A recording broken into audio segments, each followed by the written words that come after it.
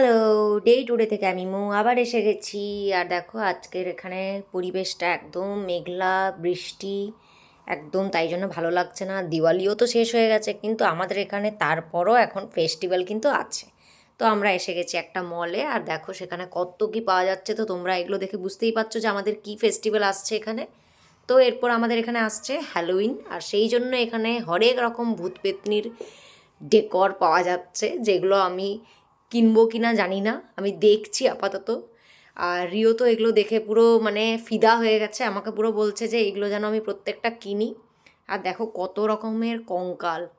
তো এগুলো এরা বাড়ির বাইরে বিভিন্ন রকমভাবে সাজিয়ে রাখে, কোনোটা গাছের থেকে ঝুলিয়ে রাখে, কোনোটা বাড়ির বিল্ডিং থেকে ঝুলছে, এরকম বিভিন্ন রকমের। তো আমি ওটাই দেখছিলাম, আর রিওরও স্কুলের জন্য আমাকে কিনতেই হতো। আমি অনেক দিন থেকেই দেখছি, আর এই দিন আমি বিশেষ করে গিয়েছিলাম রিওর জন্য কিনতেই, কারণ রিওর এটা লাগবে। আর আমরাও হয়তো কিছু কিনতে পারি যদি আমাদের ভালো লাগে। দেখো কত রকমের লাইট এখানে, আমার তো বেশ মজা লাগছিলো এগুলো দেখে। আমি ভাবছিলাম যে কত রকমের জিনিস পাওয়া যায়। দেখো এটাকে দেখতে একদম সেই পাপি গুড়িয়ার ওই ডলটার মতো।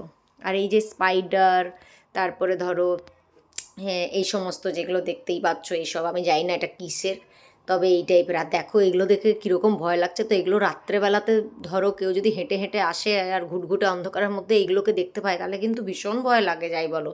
তো এখন তো এখানে আয়ারল্যান্ডে ম্যাক্সিমাম বাড়ির বাইরে এইসবই ঝুলছে।